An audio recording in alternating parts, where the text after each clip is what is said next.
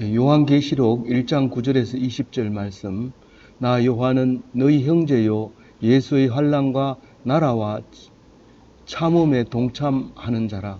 하나님의 말씀과 예수를 증언하였으므로 말미암아 반모라 하는 섬에 있었더니. 요한계시록 두 번째 시간인데요.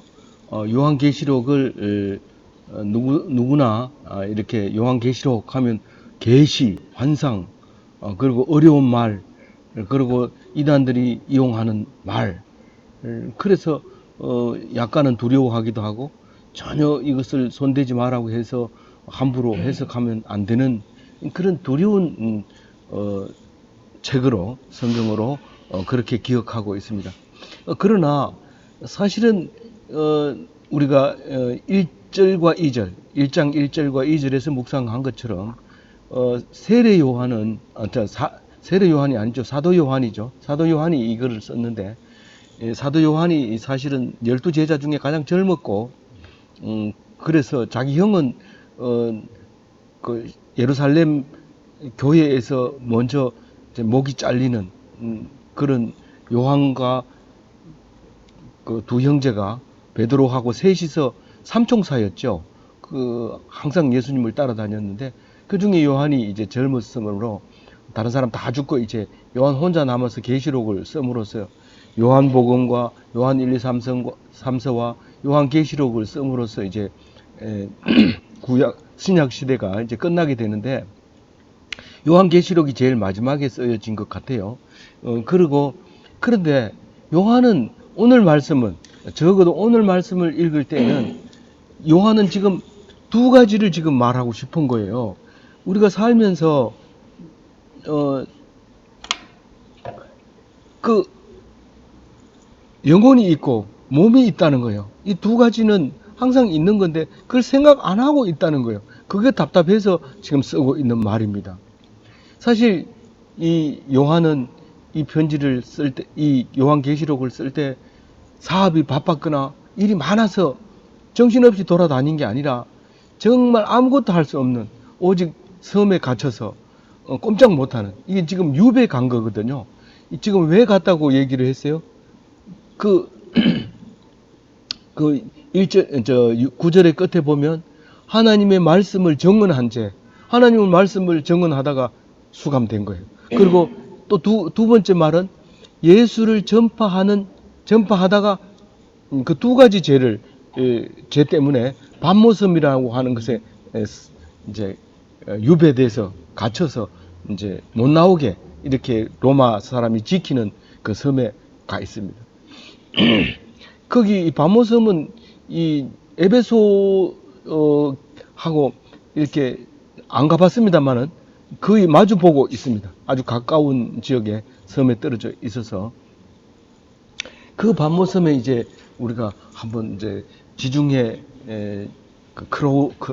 크루즈 여행을 하면 한번 가볼 수 있고, 못 내리더라도 손으로 볼 수 있는 그런 섬입니다. 그런데 반모섬에서 지금 갇혀서 지금 전하고 있는데 딱 두 가지예요. 우리의 몸과 우리의 영혼, 두 가지를 하나님이 주셨다. 그 얘기를 하고 싶은데 그 두 가지를 딱 쓰고 나니까 이 몸은 어떤 몸이고 영혼은 어떤 영혼인지 생각이 자꾸 납니다. 그래서 한 가지씩 붙였는데 이게 이렇게 길어져 버린 거예요. 이게 성경이 길어져 버린 거예요. 특히 이 영혼을 설명할 때는 바다를 먹물 삼고 하늘을 두루마리 삼아도 다 못 씁니다. 그래서 생각나는 대로 막 쓰니까 앞뒤가 안 맞는 거예요. 우리가 생각해 볼 때 이게 안 맞는 거예요. 자기는 쓰고 싶은 얘기를 다 쓰고 있는데 우리는 그걸 이해를 못 합니다. 그러니까 어렵다고 생각하는 거예요. 그래서 오늘 9절 말씀을 보면 예수 그리스도에 대해서 이야기를 하고 있는데, 이제 제일 중요한 거는 영혼과 육체인데 그게 천사와 교회라는 겁니다. 다른 말로 얘기하면 교회는 우리 몸이고 천사는 우리 영혼입니다. 이거를 천사와 교회라고 지금 얘기했는데 막바로 천사와 교회라고 얘기하면 좋을 텐데 지금 엉뚱하게 별이 나오고 교회가 촛대가 나오고 이럽니다. 여호와의 사자가 나오고, 그러니까 촛대, 별, 사자, 교회, 그게 영혼이고 육체고 예수님이고 하나님이고 그거를 이야기하는데 우리가 그냥 아무 생각 없이 읽으면 이거 도대체 뭔 얘기하는지 모릅니다. 딱 우리는 영혼이 있으니까 육체도 있고 그러니까 그냥 사는 거지 라고 생각하지만 사실은 우리는 무의식 세계를 사는 것과 의식 세계를 사는 것 중에서 95%가 무의식 세계를 산다고 심리학자들은 얘기를 하고 있습니다. 다시 말해서 무의식 세계에 사는 게 대부분 무의식 속에 살기 때문에 광고가 먹혀 들어가고 뉴스가 먹혀 들어가고 언론이 먹혀 들어간다는 겁니다. 근데 진짜로 의식 세계에 산다면 언론이 필요가 없습니다. 어떤 정보를 받았을 때 본인이 찾아가지고 그것을 팩트가 있는지 없는지 알아보고 그러고 자기가 소화해야 되지만 그거 안 하고 그리 있으니까 무의식 세계에서 날아온 정보들이 자기는 그게 전부인 줄 알고 자기도 모르고 똑똑한 척하는 그런 일이 생긴다는 겁니다. 근데 요한은 그게 아니라는 거예요. 생각해보면 그게 아니라는 거예요. 지금 사람들이 행동하는 거 보면 너무도 우스운 행동을 하고 있다는 거예요. 그래서 의식을 가지고 제정신을 가지고 하는 것은 오직 영밖에 없다는 거예요. 그래서 우리가 일주일에 한 번은 적어도 모든 걸 내려놓고 예배를 드려야지 그 의식 세계에 들어갈 수 있는 거다. 의식을 가지고 살아야 되는데 그게 하나님이 우리에게 우리와 함께하는 세상을 말하고 있는 거라는 거죠. 그래서 우리 기독교인은 그 비기독교인하고 똑같이 사는 것처럼 보여져도 의식이 다른 거죠. 의식이. 그래서 예수님을 이야기를 하는데 뭐라고 하냐면 그러니까 자기가 본 환상을 적었다는 거예요. 지금 9절 얘기가 반모섬에서 요한이 이 환상을 본 건데 그 환상이 누구냐 하면 우리의 형제 그 요한을 설명하기를 우리의 형제 요한이라고 얘기하면서 우리와 똑같은 사람이라는 거예요. 요한이 특별한 사람이 아니고 똑같은 사람이라고 얘기하고 있고 또 예수의 사역에 동참한 요한이라고 자기가 소개를 합니다. 예수의 사역에 동참한 게 뭐냐 하면 환란이 있고 나라가 있고 인내가 이 세 가지를 얘기합니다.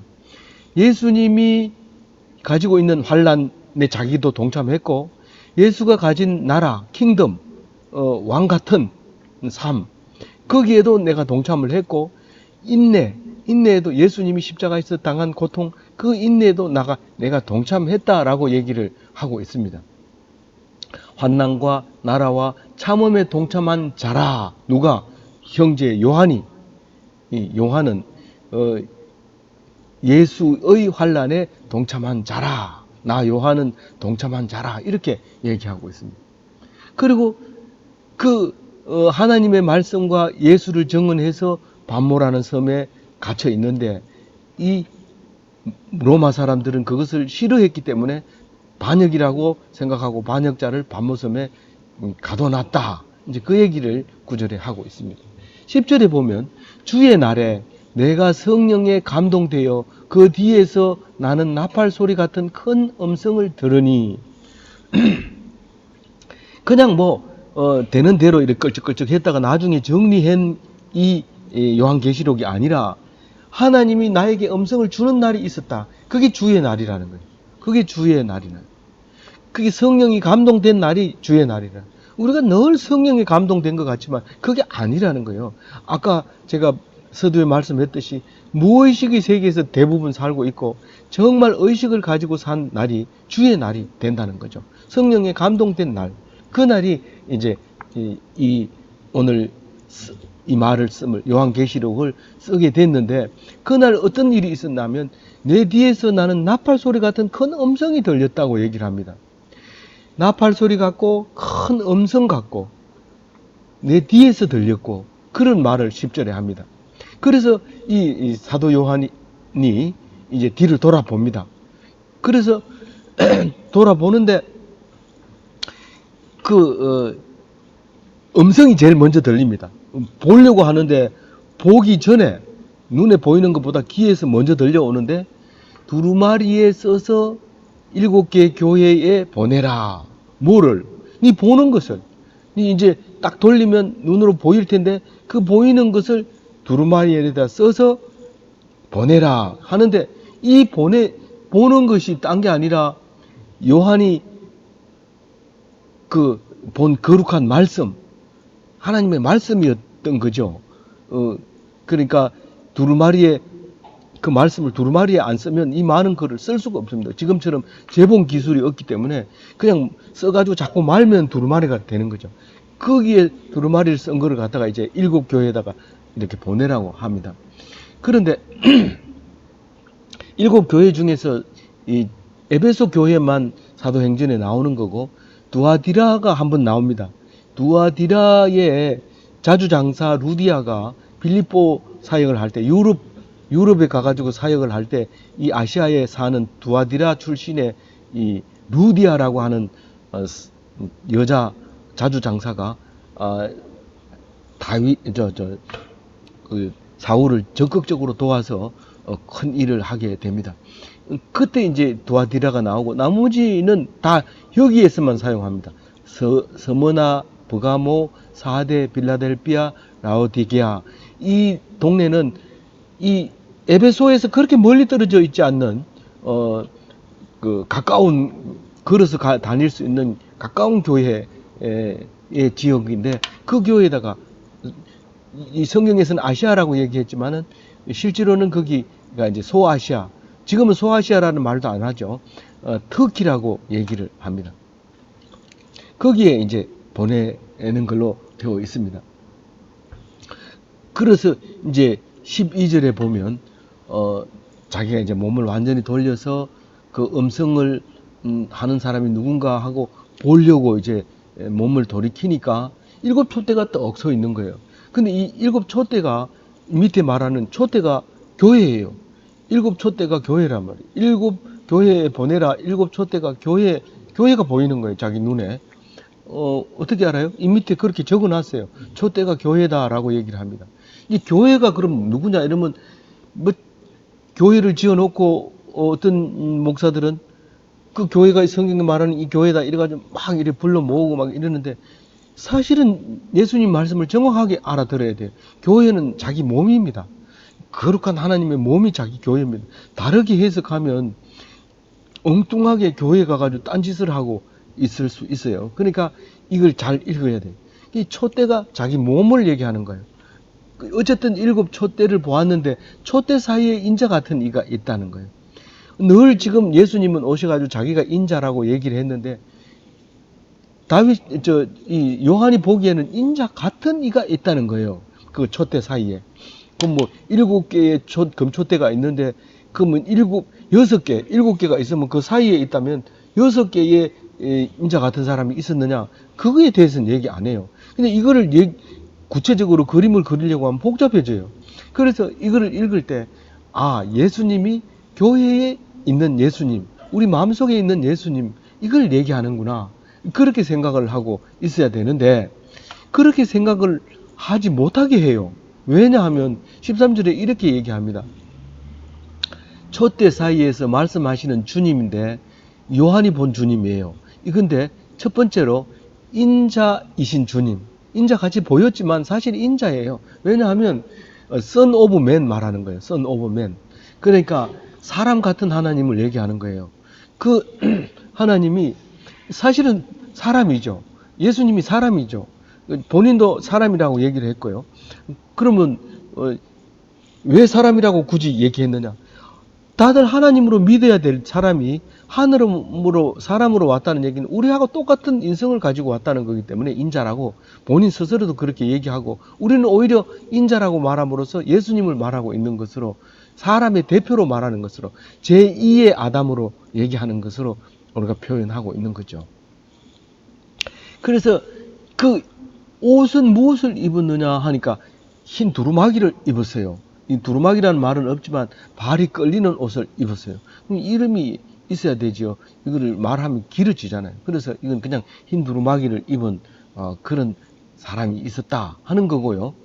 그리고 뭐냐면 가슴에 금띠를 띠고 가슴에 왜 금띠를 띄었을까? 이 옛날에는 그 관복엔 전부 가슴에 띠를 띱니다. 그 머리에 관을 쓰고 허리에 띠를 두르고 그렇게 옛날에 그 장가 갈 때 관복을 예복 입을 때도 이 띠를 두르고 이 머리에 쓰고 또 군인들도 장교들은 다 이 허리에 띠는 띠를 보고 아 이게 장교구나 옆에 권총이 전려져 있으면 아 이게 명령권자구나 이런 걸 알 수 있듯이 권위를 세워주는 그게 이제 가슴에 띠죠. 뭐 이게 가슴에 띠가 맞느냐 허리에 띠가 맞느냐 이거 얘기하면 이 곤란해집니다. 이 가슴에 띠를 매면 숨을 못 쉬기 때문에 가슴에는 띠를 맬 수 없습니다. 흉배라면 몰라도 띠는 허리에 매는 거죠. 그 어쨌든 이렇게 표현을 한 겁니다. 그러니까 중요한 것은 놓쳐서는 안 되는 것은 영혼과 육체 그리고 제일 중요한 것 지금 현재 우리가 잘 사용하고 있는 거 말하면 무의식과 의식 세계에서 지금 말하고 있는데 이건 지금 무의식의 세계인 것처럼 보여져도 이건 진짜 의식을 지금 말하고 있다는 것을 기억해야 되는 겁니다. 14절을 보면 그의 머리와 털이 희기가 양털 같고 눈 같으며 그의 눈은 불꽃 같고 근데 머리와 털 이랬는데 다른 데는 수염이라고 했어요. 근데 그 머리털이과 수염이 허옇게 우리 옛날 도사를 말할 때는 전부 허연 수염을 지금 얘기를 많이 했는데 백발머리와 백발 수염을 가진 그런 그 예수님의 모습을 보여주고 있습니다. 근데 얼마나 흰지 흰 양털 같고 흰 양털 요즘 흰 양을 가보면 때가 묻어서 얼룩덜룩하고 뭐 이게 그런데 실제로 그걸 때를 싹 씻고 표백을 해놓으면 그렇게 하얗게 되죠. 그리고 그 하얀 눈 오염되지 않는 눈 그런 색깔을 지금 표현을 하고 있습니다. 그리고 눈이 있어요. 이게 눈목자 쓰는 눈은 이것은 또 불꽃 같은 눈을 본다는 이 우리를 보호하실 때 불꽃 같은 눈으로 또 이제 눈동자와 같이 지켜주신다. 눈동자와 같이 지켜준다는 말은 좀 다른 말이지만 불꽃 같은 눈으로 본다. 그러니까 아주 밝게 보고 있다 하는 거고 눈동자와 같이라는 말은 자지도 않고 지킨다 이런 말입니다. 우리가 잠을 자도 눈동자는 안 잡니다. 그래서 죽었는지 살았는지 알아보려면 눈을 이렇게 까뒤집어 보면 눈동자가 이제 죽어버리면 허옇게 됐고 살아 있으면 기절해도 눈동자는 살아 있습니다. 그래서 눈동자와 같이 지켜준다 할 때는 자지도 않고 지켜준다 이런 뜻이고 불꽃 같은 눈으로 지켜본다 이 말은 그의 눈은 불꽃 같고 이 말씀이 생각이 나야 됩니다. 예수님은 우리를 불꽃 같은 눈으로 밝게 보고 계시는 거죠. 15절에 보면 그의 말은 풀무불에 단련한 빛난 주석 같고 그의 음성은 많은 물소리와 같으며 그 주석은 이제 스텐 색깔 같이 그리고 반들반들하게 나는 게 주석이죠. 보통 주석하고 구리하고 섞으면 이제 청동이 되고 아연하고 구리하고 섞으면 무슨 동이 됩니까? 우리가 글을 만드는 그런 그게 되고요. 그렇게 이제 되고 철에다가 아연을 입히면은 함석이 되고 철에다가 주석을 입히면 양철이 되고 이렇게 뭐 우리가 주석과 아연에 대해서 많이 아는데 그 주석은 주로 이제 그 납땜할 때 쓰는 데도 쓰고 이렇게 볼 베어링 만들 때도 쓰고 이런데 아연은 우리 영양제 결핍이 생기면 안 되기 때문에 아연을 영양제로 쓰기도 하고 이런데 어쨌든 이 주석이 먼저 이렇게 이쪽에 유럽 지역에 많이 생산이 됐었는데 이제 그때 이제 주석이 아주 변들변들하고 잘 보여지는 우리가 지금 태국에 갔을 때 아연 저 주석으로 만든 주석 세공 틴이라고 하죠. 틴으로 한 거 제가 그 꽃병을 사다가 아직도 연구실에 이제 꼽혀 있는데 그 색이 안 변하고 참 좋더라고요. 그 주석이 그만큼 스텐처럼 반들반들 빛나고 가공하기도 좋고, 스텐은 가공하기 어렵지만 주석은 꽃병도 만들고 싶은 사람은 마음대로 만들어서 쓰는 건데, 그렇게 이때 당시에는 멋있었던 그 주석 같은 그 주석이 그 발이 주석같이 그렇게 아름다웠다는 거예요. 어떤 사람은 여행을 가서 그 여자들이 참 이뻤는데 발을 보니까 너무 신발을 안 신고 다녀서 놀래가지고 그냥 도망갔다고 하는 사람이 있었는데, 그 발이 예수님의 발은 주석 같았다 하는 것이죠. 그 다음에 그 주석도 이제 순도 높은 용광로에 들어갔다 나온 주석이라 해야 됩니다. 그냥 주석은 원석으로 그대로 존재할 수도 있어요. 이제 광물질의 주석이 그대로 존재할 수도 있는데, 지금은 뭐 특별하게 또 주석 생산하는 방법도 있지만, 어쨌든 이 풀무불에 연단해서 골라낸 주석은 빛이 나고 아름다운 거죠. 그리고 음성은 맑은 물소리와 같았다. 우리가 말 잘하는 사람은 참 청산 유수다, 흘러가는 물과 같다, 말을 그렇게 줄줄줄줄 한다는 거죠. 예수님의 말에 무슨 티끌 같은 게 있다든가 걸리는 소리가 있느냐, 또 감기 걸려서 갤렉갤렉 하는 소리가 있느냐, 뭐 그릉그릉 하는 소리가 있느냐, 그게 아니고 아주 맑은 물이 쫙 흘러가듯이 예수님의 목소리는 그와 같이 맑았다 하는 얘기를 하면서, 16절에 그의 오른손에 7별이 있고 그의 입에서 좌우에 날선 검이 나오고 그의 얼굴은 해가 힘있게 비치는 것 같더라. 이걸 제가 전번에 묵상할 때는 이걸 그림으로 다 그렸어요. 이걸 다 그림을 그렸는데 그림의 모양이 안 나와요. 이게 뭐 이 그림 그리다 말고 딱 걸려버리고 이렇게 됩니다. 근데 오늘 이걸 묵상하면서 그림을 그릴 필요가 없고, 거기에 그 뜻을 잘 읽어보면 그 오른손에 7별이 있고, 이 별은 뭐라고 했어요? 이 별은 이 밑에서 사자라고 그랬죠. 별은 사자라고 그랬어요. 사자가 뭐냐면 하나님을 대신한 거죠. 예수님도 하나님의 사자고, 또 제사장도 사자고, 우리도 말씀을 가지면 그게 사자가 된다고 얘기를 했어요. 그게 보내심을 받는 사람, 7별을 가지고 있다. 7이라는 단어에 대해서는 너무 애를 안 써도 됩니다. 완벽한 하나님이 주신 뭐 이런 말로 표현하면 됩니다. 그 오른손은 뭔가요? 정의를 하는 제다카 같은, 그러니까 옳은 일을 하는 손이 오른손입니다. 오른손에 7별이 있고, 이 말은 우리가 가지고 있는 인생 매뉴얼이라고 보면 되죠. 네 인생 매뉴얼이 있느냐? 어떻게 인생을 살아가야 되는지 알고 있느냐?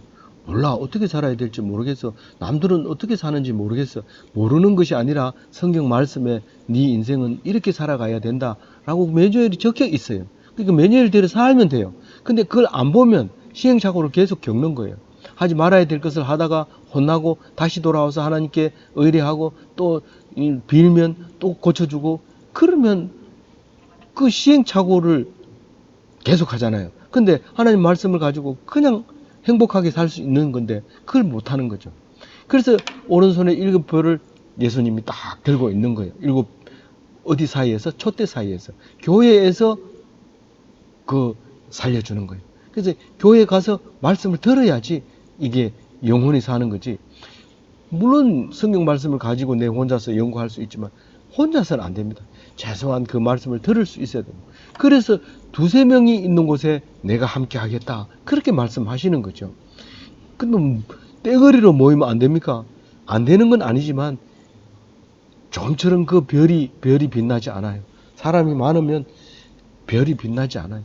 그 별은 사람 수가 적을수록 빛나게 되어 있는 거죠. 그래서 그 입에는 뭐가 나온다고요? 좌우에 날선 검이 나오고, 좌우에 날선 검은 로마 시대 때 사용하던 검인데요. 지금은 모든 칼이 한쪽이 한쪽만 잘 들도록 만들어 놨습니다. 근데 군대에서 사용하는 검, 착검 이러면 총 끝에다가 검을 꼽는데 그 검은 양쪽으로 날이 서 있죠. 꼽아가지고 뒤틀면서 빼야지 빠지잖아요. 그래서 탁 꼽으면 이 살이 경직되기 때문에 칼날을 딱 잡고 있으니까 그냥 빼면 안 빠지니까 돌리면서 빼라는 거잖아요. 그러니까 날이 양쪽으로 서야죠. 그래서 좌우의 날선 검은 뭡니까? 다른 데도 많이 나오죠. 이게 히브리서 4장 12절이 있는데 한번 여기 제가 써놨으니까 읽어보면 되죠. 예. 하느님의 말씀은 살아있고 활력이 있어 좌우의 날선 어떤 검보다도 예리하여 혼과 영과 및 관절과 골수를 찔러 쪼개기까지 하며 그의 또 마음의 생각과 뜻을 판단하나니. 연과 혼과 관절이라고 했는데 이게 마음과 생각과 뜻, 이거를 영과 혼과 관절 이렇게 표현한 거죠. 영은 뭐고 혼은 뭐고 내가 느끼는 마음과 또 생각과 뜻을 지금 그렇게 표현을 한 거죠. 그것을 이 성경은 판별해 줄 수 있는 것이죠. 그래서 그 날선 검이 그렇게 입에서 나오는 거예요. 예수님 입에서. 성경을 말하는 거죠. 우리가 묵상하고 있는 이 성경을 말하는 거죠. 좌우의 날선 검이 입에서 나오고 또 그의 얼굴은 해가 힘있게 비치는 것 같더라. 해가 힘있게 비치지 못한 게 어디 있어요? 흐린 날에는 빛이 비치기는 비치는데 어디에서 뜬지 몰라요. 햇빛이 있으니까 밝아서 낮이라는 건 알겠는데 이게 동쪽인지 서쪽인지 모르는 흐린 날이 있는데 이 해같이 빛나는 것은 구름 사이로 쫙 비치는 거 보면 세상에 어떤 그렇게 강력한 게 있어서 그 멀리까지 하늘에서 땅까지 쫙 비치겠습니까? 힘이 엄청 세죠. 수도꼭지에 물을 틀어서 힘이 있으면 직선으로 멀리 가지만 힘이 약하면 쪼르륵 떨어지잖아요. 이 햇빛은 힘이 아주 강해서 멀리까지 나가는데 그렇게 빛이 나더라 하는 거죠. 어디에서? 예수님의 얼굴이요. 그래서 예수님의 얼굴이 나타나면 아무리 멀어도 나타나서 보이는 거죠. 그게 주님의 얼굴을 그렇게 보여주고 있습니다. 그래서 17절에 보면 이제 말씀의 내용이 나옵니다. 지금까지는 예수님의 모습, 말씀하시는 모습을 설명한 거고 17절부터는 이제 그 말씀이 나오는데 내가 그 모습을 보자마자 엎드렸다는 거예요. 죽은 자처럼 그 발 앞에 엎드려가지고 꼼짝을 못하고 가만히 있었는데 주님이 오른손을 딱 나한테 얹고 말씀하시는 거예요. 그러니까 도망가지도 못하고 죽었으니까 도망도 못 가지만 주님이 오른손을 딱 얹으니까 되더구나 꼼짝을 숨도 제대로 잘 못 쉴 정도로 된 상태에서 이제 들려오는 거예요. 제일 먼저 두려워하지 말아라. 나는 처음이요 마지막이요. 곧 살아있는 자라. 내가 전에도 죽었었노라. 볼지어다 이제 세세토록 살아있어 사망과 음부의 열쇠를 가졌노니. 그러고 말씀하시는 거예요. 그래서 처음이요 마지막이요 이 말은 여러 군데 나옵니다. 근데 알파요 오메가요 이 말이죠. 그 히브리 글자의 처음이고 오메가가 제일 마지막이잖아요. 그런 전부라는 거예요. 전부. 이 세상에 있는 모든 것, 시간적으로도 전부지만 공간적으로도 전부고 그 생각으로도 전부라는 거예요. 네가 생각하고 있는 모든 것의 처음부터 끝이라는 거죠. 그리고 전에는 살아 있는 자인데 지금 현재 살아 있는 자인데 내가 전엔 죽었었노라. 십자가에서 죽었어요. 십자가에서 덜 죽었다는 사람이 많아요. 학자들이. 왜냐하면 성경 공부를 안 했으니까 그런 말을 하죠. 성경 공부 안 죽고 가짜로 죽었다가 살아나가지고 3일째 되던 날 도망갔다. 그렇게 얘기해요. 도망가면 그냥 가지 왜 옷을 다 벗고 발가벗고 갔겠어요? 그런 게 아니죠. 공부 안 하면 별소리 다 하죠. 근데 공부를 해보면 완전히 죽어가지고 장사 치르고 3일째 되면 더 이상 살았는 것을 포기해야 될 날입니다. 근데 그때 살아난 거죠. 그래서 살아있는 자라 내가 전에는 죽었었노라. 볼지어다 세세토록 살아있어 사망과 음부의 열쇠를 가졌노라. 그러니까 영원히 살고 있는 사람인데 사망과 음부의 열쇠를 가졌다. 사망과 지옥이거든요. 음부가. 이 천주교에서는 그냥 서울, 음부 이렇게 이제 연옥 이렇게 표현을 하는데 이 지옥을 얘기하는 거예요. 사망은 뭐고 지옥은 뭐냐? 죽은 자가 가는 곳이 사망 지옥인데 그 1차 사망, 2차 지옥. 그러니까 사람은 누구나 죽지만 그것이 지옥에 갈지 다시 영원한 천국에 갈지 거기에 대한 열쇠는 예수님이 가지고 있는 거죠. 예수님이 가지고 심판을 딱 해서 이제 감옥에 지옥에 가기도 하고 이제 천국에 가기도 하고 그 열쇠를 줍니다. 그런데 베드로에게 준 천국의 열쇠는 뭡니까? 베드로를 누구라고 해요? 교회라고 했잖아요. 교회라고 하면서 다른 복음서에는 다른 성경에는 베드로에게만 준 게 아니라 네가 열쇠를 주면서 네가 이 땅에서 풀면 천국에서도 풀리라. 그러면서 키를 줬다는 거예요. 예수님이 네가 천국의 열쇠를 네에게 줄 테니까 이 땅에서 풀리면 천국에서도 풀 것이요. 이렇게 얘기합니다. 그런데 다른 사람들도 너희들은 이 땅에서 천국을 누리면 저 천국에서도 천국이 되지만 이 땅에서 원망하고 미워하고 악한 마음을 먹고 외로워하고 우울해하고 그러면 천국에 가서도 그렇게 된다는 거예요. 그게 천국의 열쇠라는 거예요. 그런데 판단 권한이 누구에게 있다고요? 베드로에게 있다. 베드로가 누구예요? 교회의 반석이잖아요. 교회가 누구예요? 건물을 말하는 거 아니잖아요. 너희가 거룩한 성전인 걸 모르냐? 그래서 담배를 못 피우는 거예요. 그래서 술을 먹으면 안 되는 거예요. 왜 교회에다가 그렇게 오염시키는 거예요? 그래서 안 되는 거죠. 그걸 주는 건데, 마치 자기는 천국처럼 사는 것처럼 보이지만은 우리는 알 수 없는데, 예수님은 정확하게 구분해내서 지옥으로 보내고, 또, 영원히 죽지 않게 하고, 그런 길을 가지고 있다는 거예요. 일단 죽었다가 살아난 그분이. 그래서, 그를 말합니다. 그리고 예수님은, 다른 열쇠 하나가 있는데, 그 다윗의 열쇠를 가지고 있어요. 다윗의 가문의 열쇠. 다른 게 아니고 권위와, 자리를 얘기하고 있는 거죠. 그러니까, 왕 같은 제사장, 킹덤과 또 제사장. 제사장은 또 뭘 가지고 있냐면, 이 지식의 열쇠, 성경을 해석하는 열쇠를 가지고 있는데, 그걸 줘놓으니까 엉뚱한 소리를 하고 자기도 해석을 못하니까 힘들어가지고 율법적으로 살면서 자기는 못 지키면서 딴 사람도 못 지키게 하고 그런 일을 가지게 되는 거죠. 그래서 그 열쇠를 가지고 있는 그 사람이 자기가 직접 얘기한 거죠. 예수님이 직접 이 얘기를 하는 걸 사도 요한이 듣고 이제 적은 거죠. 19절에 또 뭐라고 얘기했냐면 그러므로 네가 본 것과 지금 있는 일과 장차 될 일을 기록하라.